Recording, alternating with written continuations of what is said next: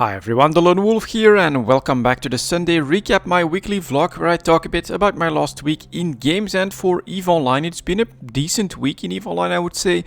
I was not disrupted too much by the DDoS in general, and last week, outside of a couple of hiccups, like I lost chat at one point and I got one bad disconnect, everything was pretty much my regular experience in EVE Online. So we did the regular stuff as well, definitely kept up with the BPC business, doing some industry, and my PI, of course, which is something that I do every single day. And I think we're getting pretty close to the point where I should empty my planets again to try and sell stuff.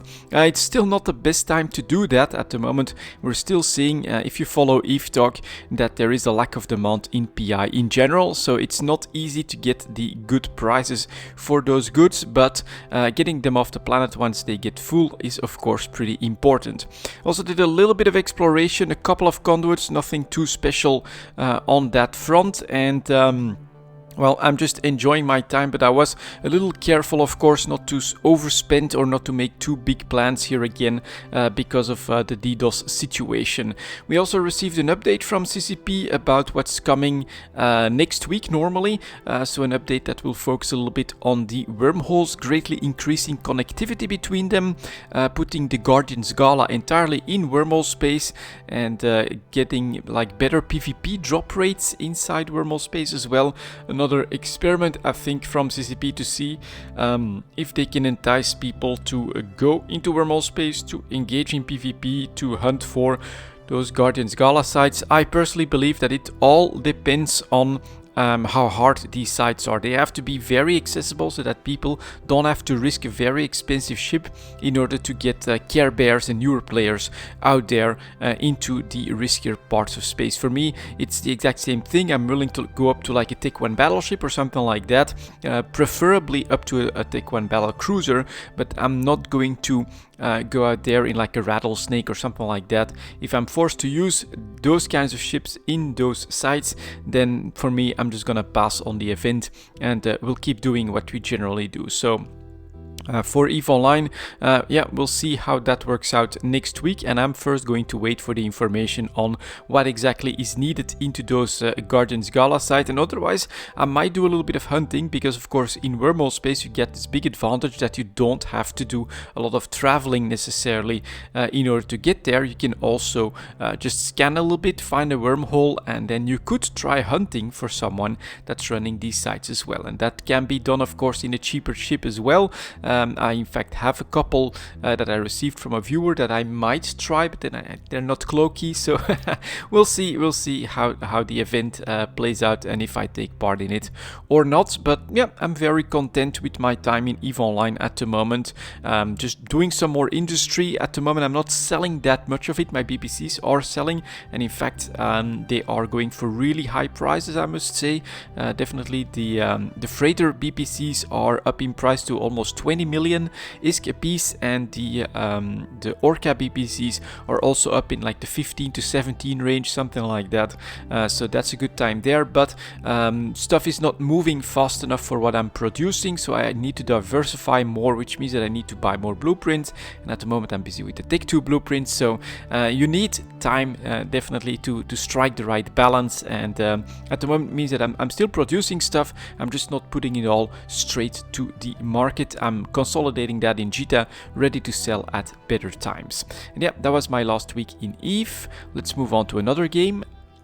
And we'll start with some more Dota Underlords. Not a lot. I am definitely not keeping up with the daily challenges in Dota Underlords at this point. I'm just doing a couple of knockout games when I feel like spending half an hour not doing something too stressful, and I'm still enjoying the game. In fact, I'm not sure if they're like continuously tweaking the numbers behind the scenes, but it does feel like there's better balance in the game all of a sudden.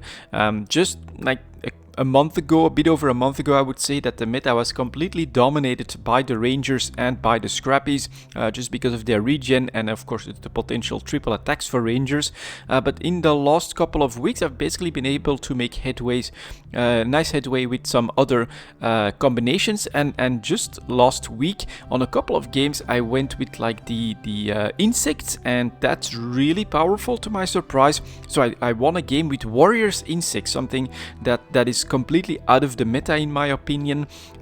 Also, Heartless, which like debuffs the entire enemy team, is very, very powerful, especially when you get the draw ranger that gives attack speed around everything, and then you get the Pudge, which is a very strong counter for something like the sniper, which they tend to use, put in the back. And so he hooks that sniper, he's brought right in the middle of my own team, and then we just bash that sniper down, countering his very powerful ability as well. So yeah, there's definitely, to me at least, it feels like there's a bit more balance to Dota Underlords at the moment. You've got some more options. Actually with Knights, I had a couple of very strong games, didn't win them, but a couple of very strong games focusing on a nice front line of Knights and things like that. So that's going pretty damn well, I would say.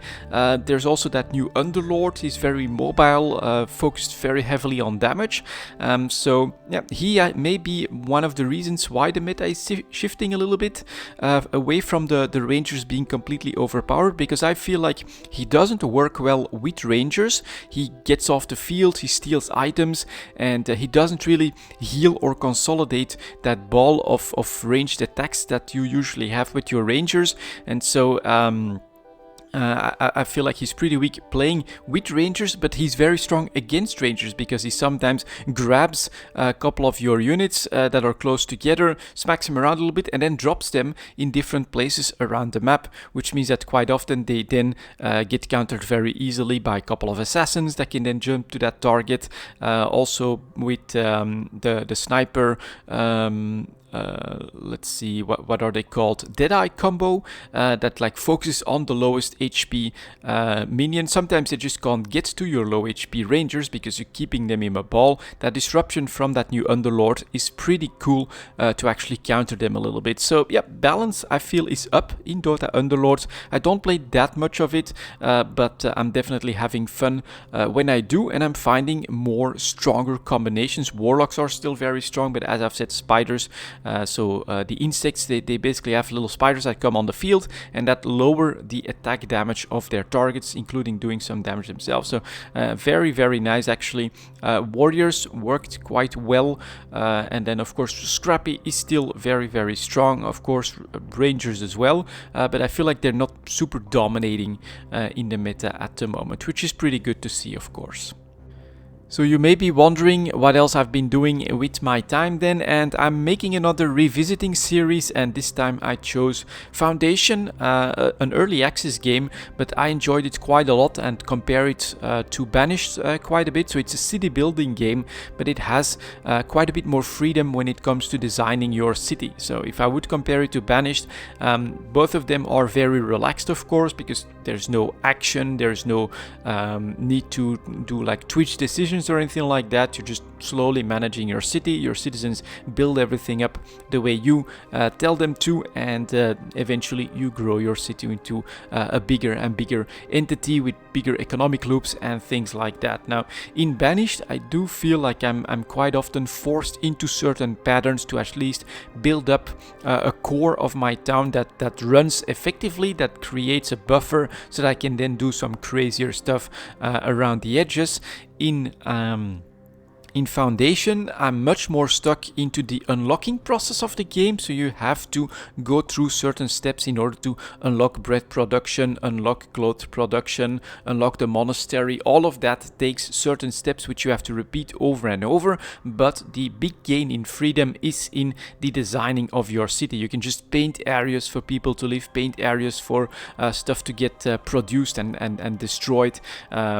So that gives you a lot more freedom. The designing of the buildings is something that gives you a lot more freedom as well, because you just have many parts that you can choose from, and you can make a massive church, for instance, or a smaller church, high towers, not so many towers. There's lots and lots of options there, and so while you're a bit more on railroads when it comes to unlocking stuff and developing your city, like from an economic standpoint, you have a lot more freedom when it comes to designing how it looks, how it feels, where you want people to live, where you want stuff to be produced. Of course, there's limits to that as well. Fisheries need some water in order to work and things like that. But overall, I'm very impressed with that system, and it works absolutely great in my opinion. There's hardly any problems with pathing and things like that. The game just figures that out on its own, creates its own roadways, its highways, and your citizens just go about doing their business, trying to do all the orders that you set for them. So